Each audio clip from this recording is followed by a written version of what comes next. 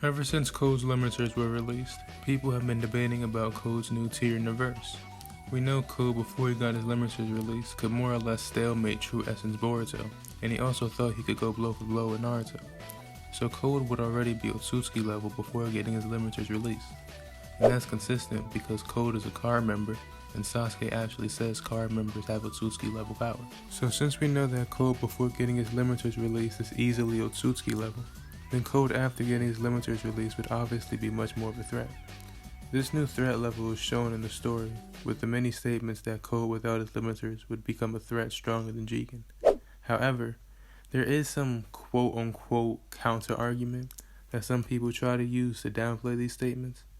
They would say that Amato is actually lying and hyping up these new enemies just because he wants Kawaki to activate his karma again. Since it's stated that Amato needed to motivate Kawaki to activate his karma, people were just saying that he decided to lie to Kawaki so he can get it done. Now, even though this does sound possible, there's no actual evidence that he was lying. Amato could have just been motivating Kawaki by telling him the facts of the situation, which is exactly what I think he was doing.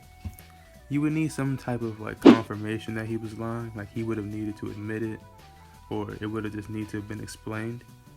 Another thing I've seen people bring up is that Code's statements don't mean that he's physically stronger than Jigen, only that his abilities are better. Now, when people say this, I think they're just really coping about it, because Code is stated that he actually threatens Jigen's status as a leader. So you have to think that if he's able to threaten his status, he has to be able to damage him and react to him. So it really doesn't matter if you want to say that the other statements are just purely referring to ability, because if he can threaten his status as a leader, then he could damage him. I really don't understand why a lot of people are trying to sleep on Code right now. People are acting like he only loses to fodder Chunin level ninja, but the only time we see Code lose is when he's fighting the strongest people in the verse.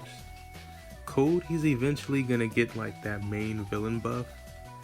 Whenever we see Madara become the Ten Tails Jinchuriki, he's gonna get something like that, and I guarantee a lot of people are gonna bandwagon. It's gonna be crazy the amount of bandwagons we see to Code, and people are gonna act like they always liked Code since the start. So yeah guys, that's really the video.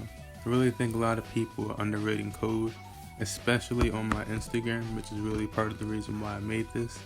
A lot of people are underrating him, trying to find just any way just to downplay him, but whenever you really look at the series, you just know what the deal is. He's just over Jigen. It's just a fact. And yeah, thanks for watching.